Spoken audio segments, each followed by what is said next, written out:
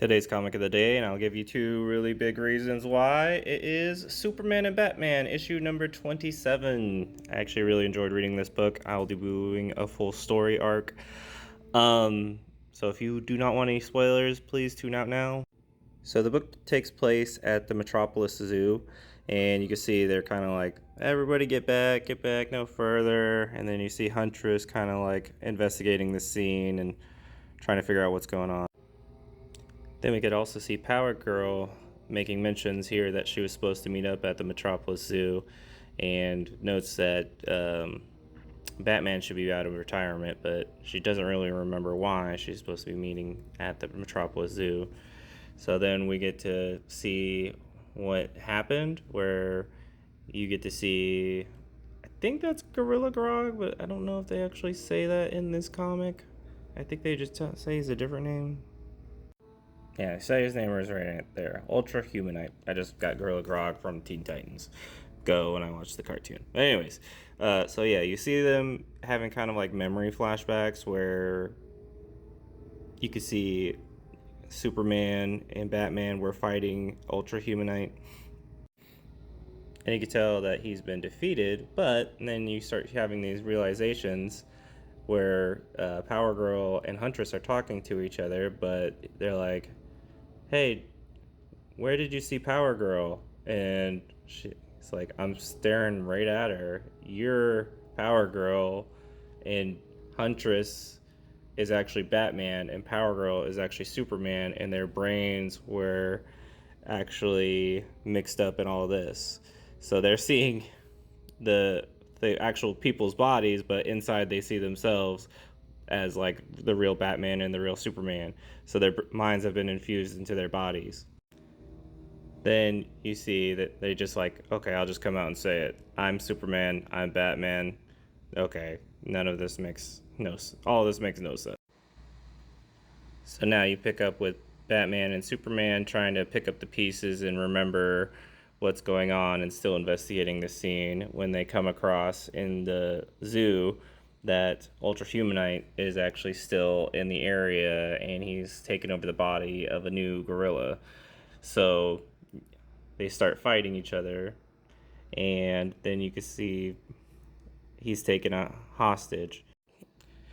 Ultra Humanite has his gorilla cronies start attacking Superman or Power Girl, while Huntress protects the zookeeper, and then Power Girl Superman is like, this isn't really gonna stop me, so that's enough, and just throws them all off.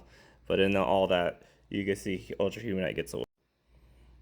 Now you can see that they're talking about how Ultra Humanite got away. Then they're trying to find a plan of like what to do next. So they're like, they'll go, we better track down Brainwave and find him so we could fix all of this. They start heading towards his last known location, and they get an encounter with some thugs. But I mean, they can't really stop Batman and Superman, even as Power Girl and Huntress.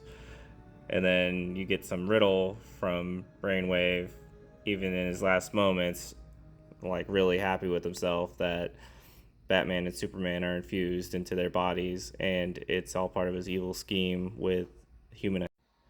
And then what he tells them is, once Huntress and Supergirl gain back control of their bodies, both Superman and Batman's memories will be completely deleted. So now Batman and Superman realize they're in a race against time to find their bodies to be reunited with their actual consciousness. So you can see Batman and Superman trying to solve this riddle now that's been placed in front of them. And then Batman's like, oh, I know exactly where we're supposed to go. We need to go to the Joker's lair back at like one of his old safe houses or crime houses, whatever it's called. Then I really like this dialogue exchange. Joke as in the Joker, these maniacs love to give their victims an out if they're smart enough to figure it out. The fairgrounds were the Joker's favorite lair before he scored the latest life sentence. And then you can see Ultraman say, I don't believe this. And then he blasts them. He's like, ugh. I never understood Brainwave or the Joker have this crazy notion of fairness. Like, are all rules like there are rules to all this, which is really funny. Like it's a very out of thought process for like him to have and be like, yeah, why are we giving these superheroes a way to beat us? Then you can see Solomon Grundy as actually one of Human Knight's cronies, and he's guarding the lair so that way Superman and Batman can't get to their bodies.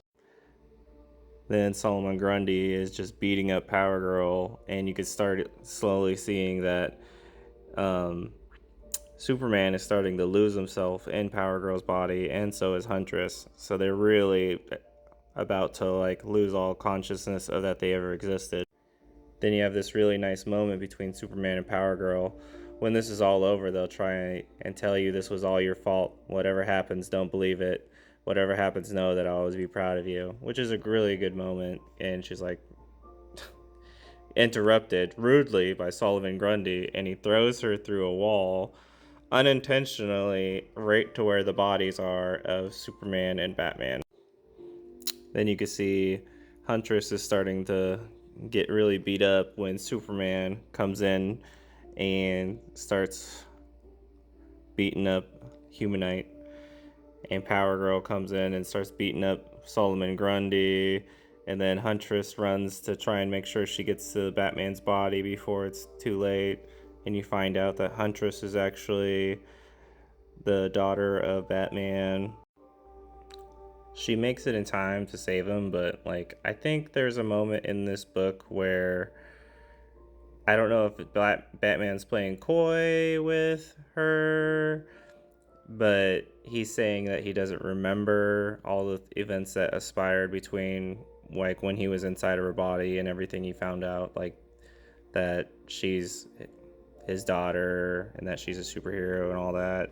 So I don't know. I thought that was a really interesting story arc.